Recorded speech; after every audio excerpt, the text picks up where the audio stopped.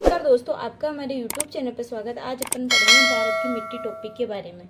मिट्टी की परिभाषा क्या है, ये कितने प्रकार की और कहाँ पाई जाती है और कौन सी कृषि की जाती है, इसके बारे में आज अपन जानेंगे।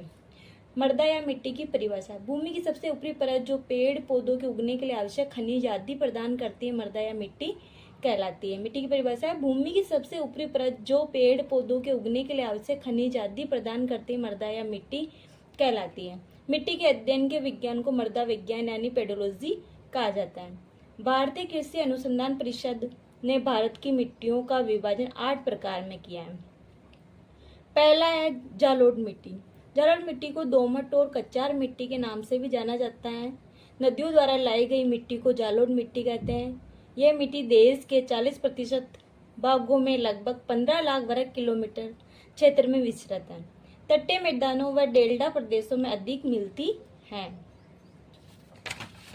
शुष्क क्षेत्रों में इस प्रकार की मिट्टी में लवणीय और क्षारीय गुण भी पाए जाते हैं, जिन्हें स्थानीय भाषाओं में रये, कलर या धूल नामों से भी जाना जाता है। जालोढ़ मिट्टी धान, गेहूं, गन्ना, दलहन, तिलहन आदि की खेती के लिए उपयुक्त है। दूसरी है काली मिट्टी। इसे रेगुर मिट्टी या कपासी मिट्टी भी कहा जाता है। इसे अंतर्राष्ट्रीय रूप से उष्णकटिबंधीय चरणोजम भी कहा जाता है। इसका रंग काला होता है तथा ये कपास की खेती हेतु सबसे उपयुक्त मिट्टी है। इस मिट्टी में नमी धारण करने की बेहतर क्षमता होती है। इसमें कपास, मोटे अनाज, तिलहन, सूर्यमुखी, सब्जियां, खट्टे फल आदि की कृषि होती है। इस प्रकार की मिट्टी का सर्वाधिक विस्तार महाराष्ट्र में है, जहाँ इसे ढक्कन ट्रेप से बनी मिट्टी भी कहा जाता है। तीसरी है लाल मिट्टी। सामान्य से लेकर भारी वर्षा वाले क्षेत्रों से प्राचीन क्रिस्टलीय शैलों के अपक्षयन व अपर्दन चट्टानों की कटी हुई मिट्टी से इसका निर्माण हुआ है। यह मिट्टी अधिकतर दक्षिणी भारत में मिलती है। इसका लाल रंग लोहा ऑक्साइड की उपस्थिति के कारण है। यह अपेक्षाकृत कम उपजाऊ मिट्टी है तथा इसमें सिंचाई की आवश्यकता होती है। यह मिट्टी लगभग पूरे तमिलनाडु, आंध्र प्रदेश, छत्तीसगढ़, कर्नाटक, महाराष्ट्र, उड़ीसा के कुछ हिस्सों में पाई जाती है। वही निम्न क्षेत्रों में यह चावल, रागी, तंबाकू और सब्जियों के लिए उपयुक्त है। चौथी है लेटेराइट मिट्टी। इन मृदाओं का अध्ययन सर्वप्रथम एक बुकानन द्वारा 1905 में किया गया है। यह मुख्यतः प्रायद्वीपीय भारत के पठारों के ऊपरी भागों में विकसित हुई है। 1200 सेमी से अधिक वर्षा वाले क्षेत्रों में इसकी उत्पत्ति होती है। इस प्रकार की मिट्टी में सामान्यतः झाड़ व चारागाह होते हैं, परंतु उर्वरक का उपयोग कर चावल, रागी, काजू आदि की उपज संभव है। यह मिट्टी आमतौर पर केवल तमिलनाडु, महाराष्ट्र, छत्तीसगढ़, उड़ीसा और असम के पहाड़ी इलाकों में पाई जाती है। अब है पांचवी पर्वतीय मिट्टी।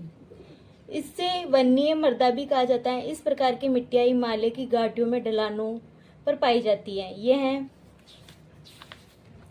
निर्माणाधीन मिट्टी है। इनका पूर्ण रूप से अध्ययन नहीं हुआ है। इस प्रकार की मिट्टी में चाय, कॉफी, मसाले एवं उष्णकटिबंधीय फलों की खेती संभव है। इस प्रकार की मिट्टी जम्मू कश्मीर से लेकर अरुणाचल प्रदेश तक पर्वतीय क्षेत्र में मिलती है। छठी है शुष्क और मरुस्थलीय मिट्टियां। इस प्रकार की मिट्टी अरावली पर्वत और सिंधु घाटी के मध्यवर्ती क्षेत्रों, विशेषतः पश्चिम राजस्थान, उत्तरी गुजरात, दक्षिणी हरियाणा और पश्चिमी उत्तर प्रदेश में मिलती है। इस मिट्टी में बालू की मात्रा पाई जाती है।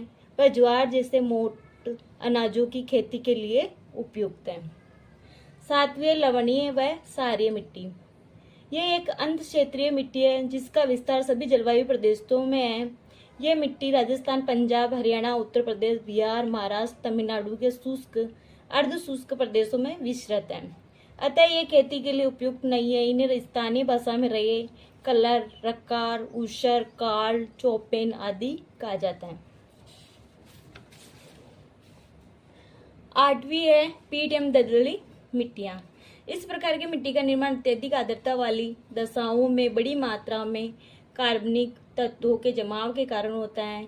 यह मुख्य रूप से तटीय प्रदेशों एवं जल जमाव के क्षेत्रों में पाई जाती है। यह मिट्टी खेती के लिए अनुपयुक्त है।